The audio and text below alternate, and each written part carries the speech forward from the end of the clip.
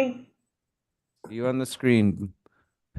Good morning, Supervisor Begay. Here, yes, good morning. Good morning. All right, so can we call this meeting to order, or do you need a second? Lindsay, are we good? Okay, thank you. Good morning, everyone. Happy Good Friday, Friday, March 29th, the special session of the Coconino County Board of Supervisors. We have one item, but to start, we will go with call to order. So let's begin. District 1. I'm finally here in person since I was upstairs, but thank you. Good to see you all. Thank you. Thank you, Supervisor Horseman. This is Patrice Horseman. Thank you. I'm Jeronimo Vasquez, Supervisor for District 2 and current Chair of the Board. District 3. I'm Adam Hess. I'm current and hopefully for longer Supervisor District 3. Thank you. District 4. This is Judy Begay, District 4 Supervisor, current Vice Chair. Good morning. Good morning. And District 5. Good morning. This is Lena. I'm virtual today. I am Supervisor for District 5. Great, thank you. And now, may we please stand for the Pledge of Allegiance.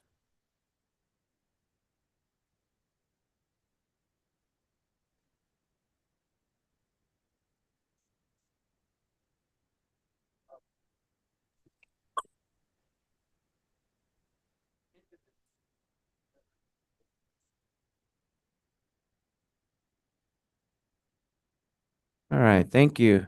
Now it's time we will have a call to the public to allow for any comments from the public. Please note that issues represented during the call to the public are not on the agenda and cannot be acted upon by the Board of Supervisors. For items not on the agenda, individual supervisors may ask questions of the public, but are prohibited by open meeting law from discussing or considering the item.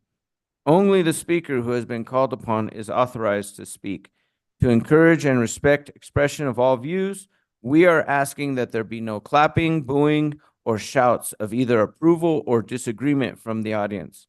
We ask that all attendees and speakers be respectful, that this is a public setting, and avoid using profane, derogatory, or insulting language. Individuals are limited to 3 minutes for their comments. We will take public comments from those in the room first, and then take public comments from those who have joined virtually. Clerk Daly will explain how the public can provide comment. Thank you, Chair Vasquez. At this time, if there is anyone in the room that would like to provide a comment, you can fill out a form and bring it to me, or you can make your way to the podium as we don't have a lot of people here today. If you've joined us virtually, you can hit the raise hand icon that'll appear if you hover towards the bottom of your screen. It looks like a hand. If you click on that, that will raise your hand and notify us you'd like to speak. If you've joined by telephone, you can hit *9, and that will raise your hand and notify us that you would like to speak.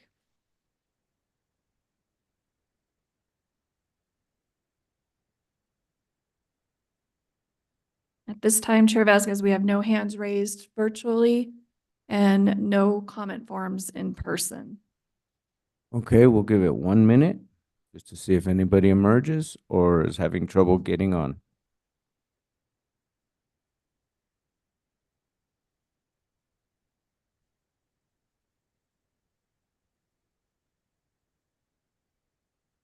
And there are no hands raised, Chair Vasquez, and no emails in our inbox for comment.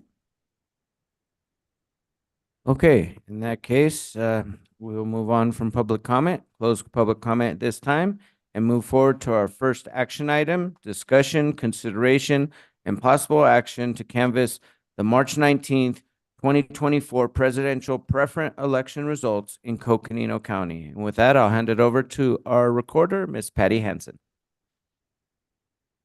Good morning, Chair Vasquez and the rest of the members of the board, my fellow colleagues in the county and the public. I've done a few presidential preference elections in my time, and this one was probably the easiest and smoothest. So I'm happy to report It went very, very well. I'm just going to give you some statistics and stuff you may be interested in. I have here total eligible registered voters. That's because the presidential preference election was limited to people who were registered Republican or Democrat. So if you were an independent, a libertarian, a green, a no parties label, or no party designated, you did not get to participate in this election. And you could see we had a higher percentage of Republicans that voted, 39% of the registered Republicans, and 34% of the registered Democrats participated, which gave us a combined overall turnout of 36%. Early voting continues to be embraced and the preferred method of voting for our voters in Coconino County. This election, we had 92% of the voters that cast a vote cast it by early ballot. And as I mentioned, I thought you may want to see that this is the registered voters that were eligible, the blues, Democrat, Green, Republican, and the gray are the people who are registered voters that did not get to participate. So about a third of our registered voters could not participate. Yes, Supervisor Horseman. Yeah, and thanks, Patty. My question is, since you've done this a lot, is this usual or is this higher or lower than what you've seen in the past? For turnout, it's about the same.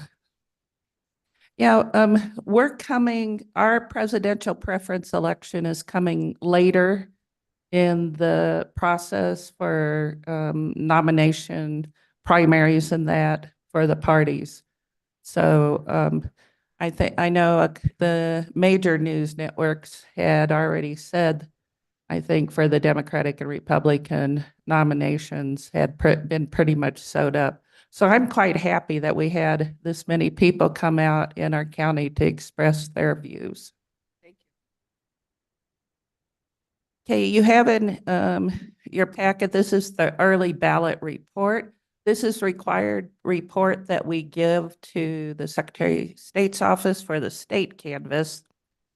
As you can see, we had 18,561 early ballots that were accepted and counted out of the 42,031 we issued.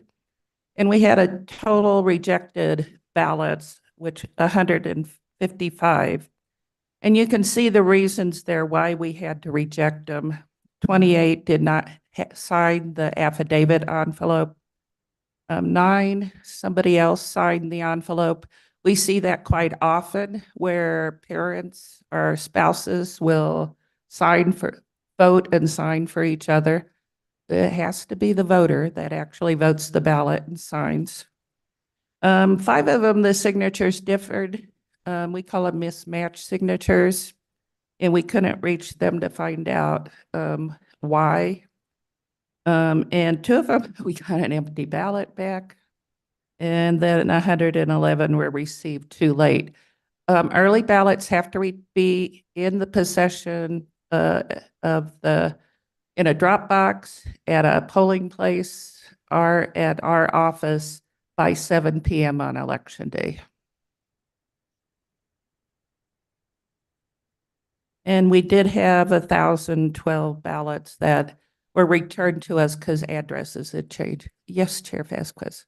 Yes, thank you. I have a question. So if that's the case with the Dropbox and what about somebody who sends it by mail? When does they have to have it mailed by? Because if they're thinking they can mail it that day, but if you have to have possession of it that day, when should they have it mailed by?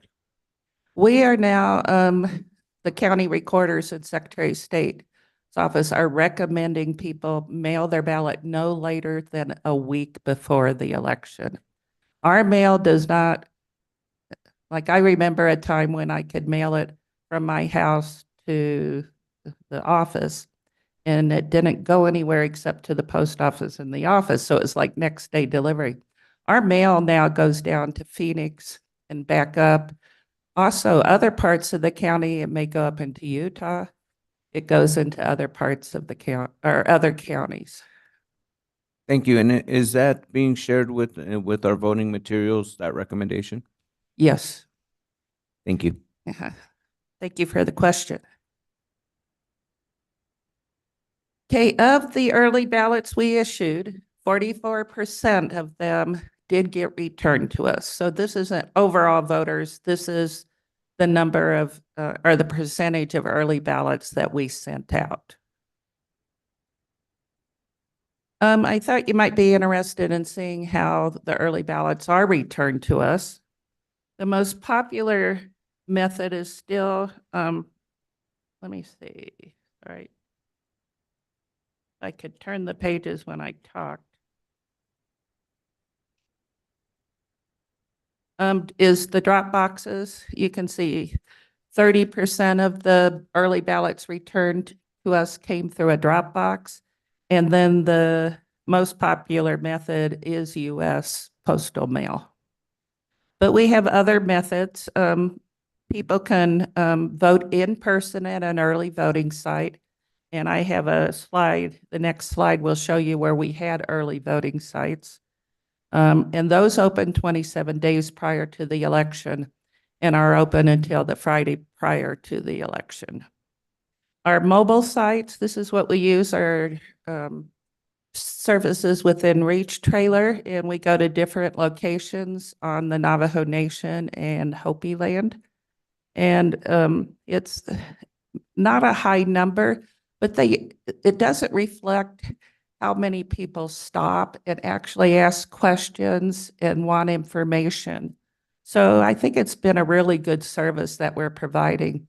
And we do run radio ads each week to say where we're going to be the following week. So to get the information out. UACAVA is the Uniformed Overseas Absentee Voting Act, Overseas Civilians and Absentee Voting Act. This is our military and overseas ballots. We had 59 people voters that used the online portal. So they get their ballot, they upload it through this portal, and they can mark their ballot, and then they scan it or take a picture of it, download it in there, and it comes back to us. And 22 voters, it was snail mail. And we have voters that vote from all over the world. I find it really an exciting thing that we do in our office. So, and I have to call out our Sedona Stone in our office.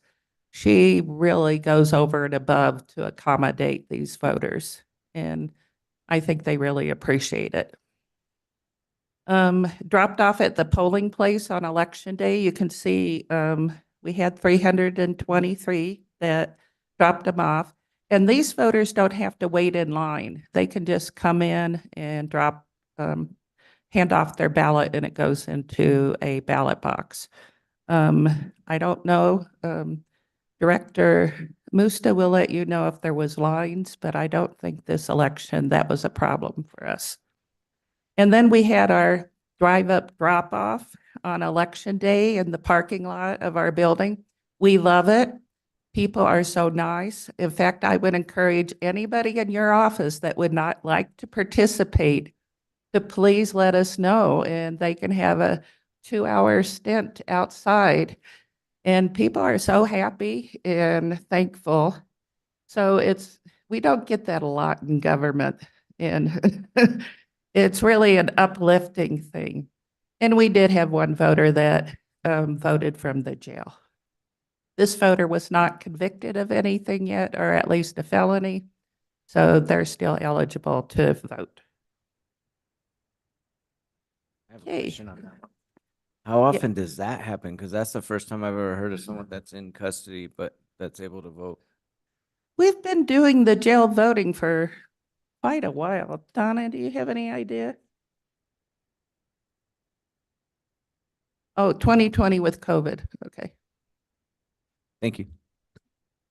Yeah, it's, we work closely with the sheriff's department on that, and the main thing we want to make sure is that the voter can vote, keep their vote secret, and it's passed back and forth between the sheriff's department and our office. You're welcome. Hey, this is our early voting sites. This is, as I mentioned, starting 27 days prior to the election. Voters could go to any of these locations and cast their ballot. And we had 191 people that voted at the counter, and then a total of, or 181 people that voted at the counter. Early ballots were dropped off by 191. Sometimes people just want to come in and hand the ballot to a person. And we're quite happy to do that. We give them the I voted sticker. So. Okay, and this is the numbers at the drop boxes. As you can see, we had several drop boxes for this election. And the 30.43% is the percentage of early ballots that were returned. So almost a third of our early ballots came in through a ballot drop box. So I think that our voters do appreciate and feel secure in dropping their ballots off in a drop box. The two most popular, as you can see, is the one downtown and next to the OTEC building, and then the King Street. That's in front of the Health and Human Services building. But you can see every place we have them, people are utilizing them. Okay, as I had to come to you, seems like it was just recently, I can't remember how many days ago, but there was a new law passed that we had to extend or be open on the Saturday and Sunday prior to the election. And I just thought you might be interested how the kind of response we got from that. We sent out, a press release on it, and I know it got picked up at least on one radio station, but we had one voter in Tuba City on Saturday and two voters in Tuba City on Sunday. Monday has always been our emergency early voting day, so we had a few more. I mentioned the mismatched signatures. This is when the signatures don't match what's on the registration form. We spend a lot of time trying to contact these voters to find out if they did vote their ballot and if their signature changed. We were able to cure out of the 46 that we had, 32 of them, 14 of them had to be rejected. And then those unsigned envelopes, and you can see I included a little piece there. That's what's on our envelope. We try to make it really clear that they need to sign, but some people just don't sign. And we had to reject 28 of those, but we were able to get 11 of those accepted. We have now a system called Text to Cure. The Secretary of State's office has provided it. And this is a way that a voter that we've contacted can go on their phone or on an iPad or their computer and verify it's their signature, and they actually sign that, and that comes back to us. So that's been helpful to us. It's funny on the signature part. When I got my voter registration card, I used my very, very best penmanship. And now I have to remember to do the same on my ballot. And I wish I had just been really sloppy on that voter registration card. So. Well, Supervisor Horstman, I'm glad you brought that up, because I can let you know, our staff goes through a training every year, a forensic signature verification training. And the one thing we learn is signatures don't get better, they get worse. So if we have a sloppy signature and then all of a sudden it's really nice and clear, that alerts us. We need to check on that. Okay, thought you might be interested in this. you can track the status of your early ballot, and it's through the Arizona Information Portal, which you get to by my.arizona.vote. You can see this is when I searched it, it gives you the date the ballot was sent. So if people are wondering if we sent them a ballot, they can go on here and check. And the date it was returned, that's actually the date that we processed it. It's not the date it physically came into our office. And then what happened? My ballot got accepted. So, and we had a test run with a new system the Secretary of State is offering called Ballot Tracks. And this is an opt-in system. The previous one on the portal, you just go to, and anyone who's registered and voted an early ballot can go to it. This sends you notification. So if you sign up for this, you can either get a text message or an email or a voice message telling you that where your ballot is at in the process.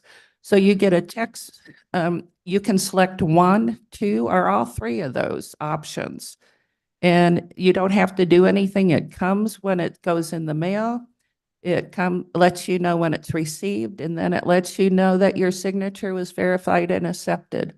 It was a test run this election, but we had a meeting with the Secretary of State this week, and everything went really well. So we'll be advertising this and encouraging people to sign up for it. Okay, provisional ballots. These are ballots where a voter had to have their ballot put in a provisional envelope. Either they had an address change, or a name change, or they didn't have an ID that they had a driver's license, but the address didn't match their registration address. Our conditionals are people who didn't have any ID with them, and they can come back 5 days after the election. This is one of the reasons we have to be open Saturday and Sunday now after the election, because our post-election ID sites have to be open for 5 calendar days now instead of 5 business days. And you can see the reason we had to reject provisionals, people who are just not registered at all in the county. And what we'll see with the primary and also the PPE, they voted the wrong party ballot. That is usually independents or unaffiliated voters who insist, no, I've always voted Republican. What do you mean I can't vote? And it may have been that they always voted in a primary election where you could pick a party ballot, but they had never voted in a presidential preference. And you can also, on the information portal, check the status if you're a provisional voter of your provisional ballot. So we're getting ready for a July primary, and I'm anticipating it's going to be hot. And so is there any questions? You know, I have to have a bulldog in every presentation. He looks comfortable. Yep. Are there any questions from board members or comments?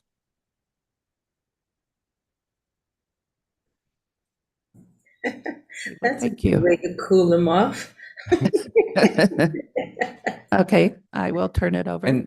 And just before you go, I just want to say thank you for the data of breaking it down, because that does help for that we understand where our votes are coming in, how they're being processed, and the ones that are getting rejected, why. So there's no mystery. It's very clear and transparent. So thank you for that analysis. Oh, thank you, Chair Vasquez. I appreciate it.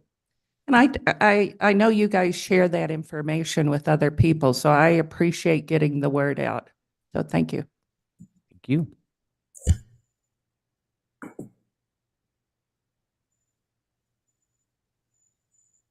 Good morning, Mr. Chairman, members of the board, Esther Musta, Elections Director.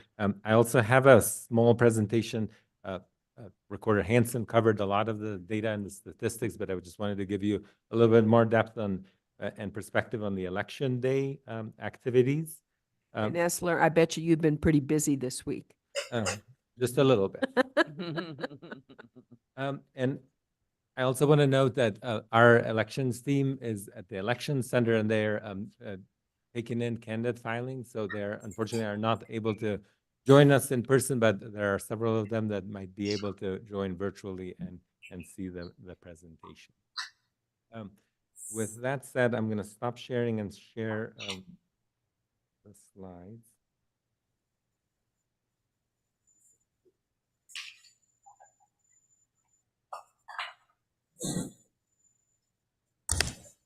Despite my looks, I can handle it. So I think I'll just jump into to the slide. So the presidential preference elections have specific rules of who can participate and what the parties are. We had a slight modification and change in the law that also required us to canvass our elections earlier. So I'm grateful that the board was able to meet before the April 1st deadline and accommodate us for that. There are the PPEs can be run into with what are called like consolidated polling locations, and the consolidated locations that we had were a combination of both vote centers and precinct polling places. You remember that in 2023 we had a set of recommendations from a task force that was a community task force that recommended utilizing more vote centers, and we were able to deploy 12 of them and then 17 precinct specific polling locations. There were also 7 vote by mail precincts that fell within the margins and the numbers of 300 or less active registered voters.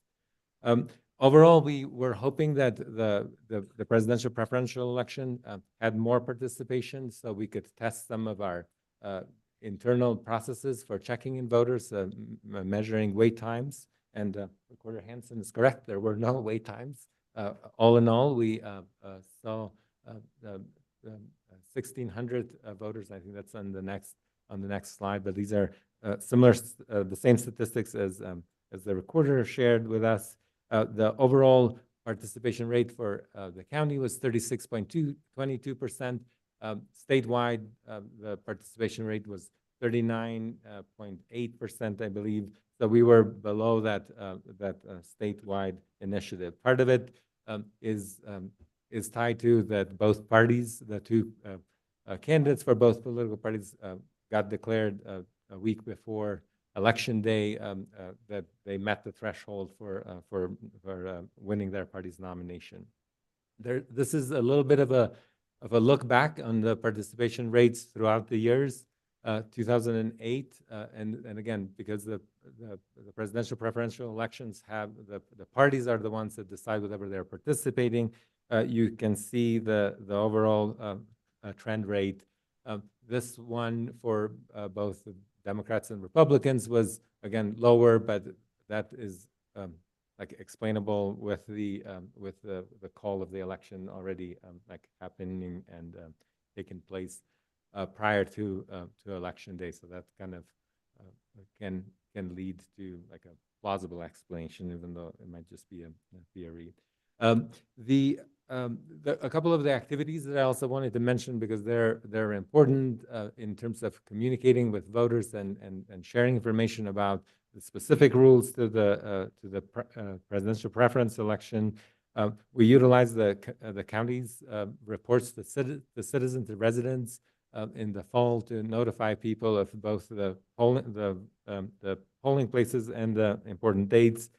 There were sample ballots as required by law to be voted to be sent to voters that are not on the active voter list. And then we did several social media posts and several public service announcements through the different radio stations in Flagstaff and in some of the other areas. And we did do with the recorder's office, we did do like radio ads also in partnership with the Clean Elections Commission in both Navajo and Hopi as well, which is great. From the resources side, we had 176 election board workers deployed at all those 29 different polling locations. There were 29 bipartisan boards that ran those locations, and we had about 42 members that served in different boards that we have. What's again unique about like Coconino County, that we like do everything, including tabulation, duplication, with citizen boards, like bipartisan boards that are actively engaging in that process. And one thing that I also wanted to mention is that we did complete, and that's part of the 42 members, we did complete a hand count audit of both our ballots that were voted on election day and early ballots, which is an important step in again making sure that the political parties are able to audit and look at the way that we are conducting our elections and the tabulation process. And I'm happy to report that there were no discrepancies found in those random batches that got pulled. Again, from the staffing, it's impossible to run elections without the very close participation and generous participation from our county staff. We had 40 people, 40 county staff from 15 different departments polling and deployed at polling locations and helping with everything from transportation and setting up to picking up election materials from the sheriff's office, public works facilities, and again, can be more grateful for everybody's participation in helping us make the day a success for our county. Again, while this may have been a very low turnout participation on election day, and I kind of compared some numbers too with some other counties, and they were like in that same range of like 5 to 10% overall on election day participation. The logistics and the items that go to the polling locations are as you would expect, like are for the top performance and based on like all the needs of those locations. We learned a lot. This is like probably like the most expensive dress rehearsal dinner that we would put on, but we learned a lot through the process. So we are getting better and reviewing our internal processes in anticipation that the July primary election as well as November elections will bring in new dynamics that we would be better prepared for. Again, like I mentioned, the transparent and safe tabulation, and this is also a little bit of a feedback on the performance of the election center. Went very smoothly. We had 3 citizen bipartisan boards that ran the entire tabulation process, with our staff being able to train them. We completed the political party hand audit with 3 parties, which was cool to see, because we've usually done it with just the Democrats and Republicans, but having the Green Party chair there was also a good addition. And throughout the process, we were able to streamline not just the and video stream, not just the tabulation room, but also like the receiving board and the duplication boards, which again help increase that transparency and access for the public. If I can, Chair, real quick. Supervisor Horstman. I actually talked to some of the volunteers from the bipartisan boards, and they were so complimentary on the new digs, the warehouse, and just said how wonderful it was. And they had worked in prior elections as well, and just said this was an incredible step up, and really enjoyed the process, and were very complimentary to you and your staff on this. So just wanted to pass that on. Thank you very much for that. And I'll share that with the entire team. And yes, from the ease and the seamless processes like we were able to do is very helpful. During the same time that we were doing our audits and stuff and processes, we also had like candidate filing. So it was really good to have the entire team in one place and be able to step up and help. So I appreciate that very much. The next steps are the transmittal of the Canvas documents that you have in front of you today to the Secretary of State's office, so they can complete their statewide certification this coming Thursday.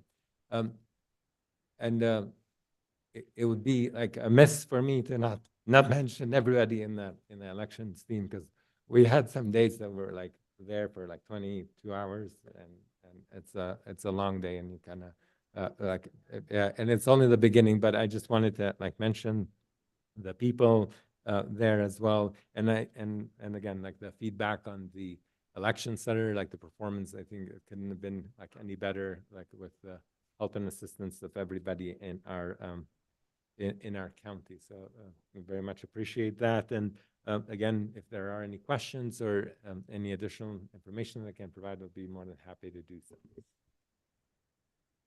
Thank you. Are there any questions or comments from board members at this time? Just to follow up. Please. Yeah, and you're right. It just a big, huge kudos to the election team. And this is the busy time of year, we know, and it's a general election. And we want you to know how much we appreciate the great work you're doing. The community sees it, they feel it, and are very appreciative of the service that's provided here in Coconino County. So just thank you and your team. We know there are going to be some long days ahead, but we want them and you to know you're very appreciated. So thank you. Thank you. Supervisor Hess. Yes, thanks.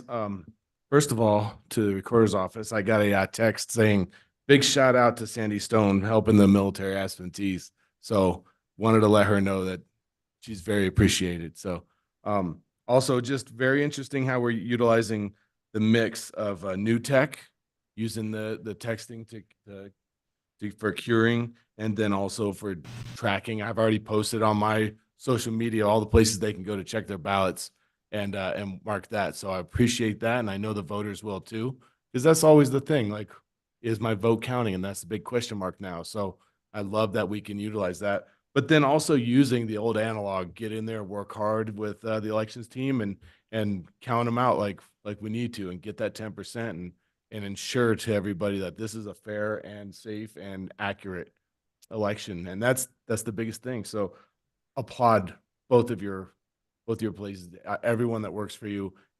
It's so nice to be confident in the process. That hasn't been the case for everybody, and I know that our team is working hard to ensure that. So like you said, it's going to get a little bit trickier as we go a little deeper, but here we go, and this is what we're paying you for, and I really, really appreciate your hard work. So thank you. Thank you. Are there any comments from board members in the virtual world? Supervisor Fowler or Supervisor Begay? Vice Chair Begay?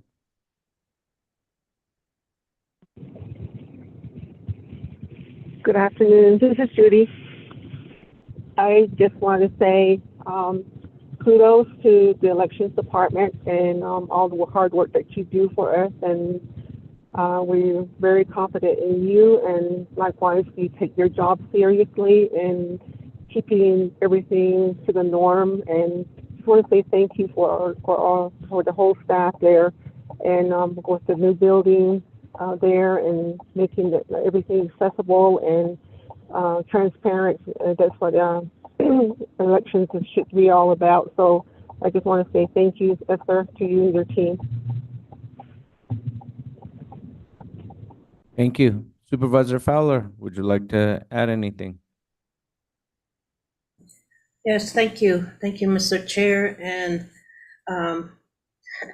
thank you for conducting the election. This is so important, and I'm really happy that it went nice and smooth, and to just the election. And also Patty, your team, it's a great team that we've had over the years, and these elections are so important so that we can make sure that everyone that wants to vote and can, first of all, register to vote. It is so important everyone registers to vote that are eligible to vote. And then to be able to mark their calendar and maybe set an alarm on that day and make sure they go out and vote. It is so important. That's one thing that we have fought for, and I just encourage everyone to do so. And we have a great team that does a safe election and conducts the safe election.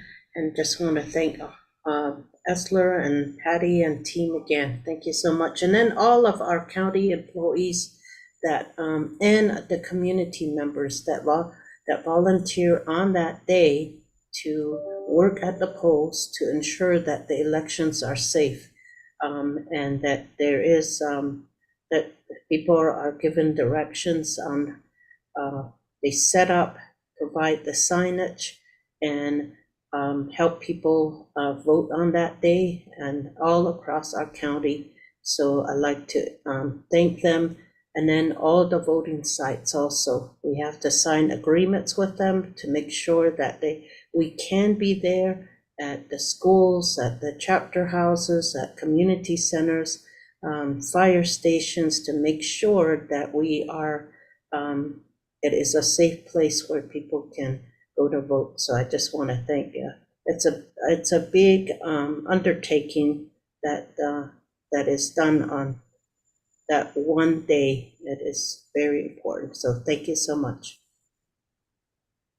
Thank you. And Manager Peru. Thank you, Mr. Chair. A quick comment. The work of both departments, the Elections Department and the Recorder's Department, are critical, and I just want to say how much we appreciate the partnership with each department.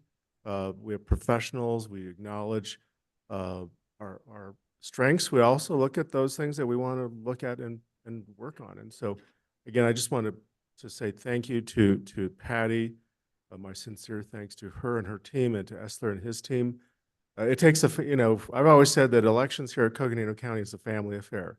It takes everyone involved. So from facilities to public works, to our county attorney's office, to the sheriff's department, and there are many others. And again, this is the beginning of a challenging year, but I can tell you right now, I feel so good about the strength of this team going into what will be a very challenging year, but we will do just fine. So thank you very much. Thank you. Yes, I would also like to say thank you to both teams. I had the opportunity to visit the election center yesterday and always impressed. And it's pretty impressive what your team's doing, and the fact that you had such a smooth vote through this is a testament to that hard work from both teams. So thank you. All right. Well, in that case, may I have a motion to canvass the March 19th, 2024 presidential preference election and accept the results? So moved. We have a motion by Supervisor Horstman. Do we have a second? Second. A second by Supervisor Hess. All those in favor, please indicate by saying aye. Aye. Thank you. That case, good job, everyone. Have a great weekend, and meeting adjourned.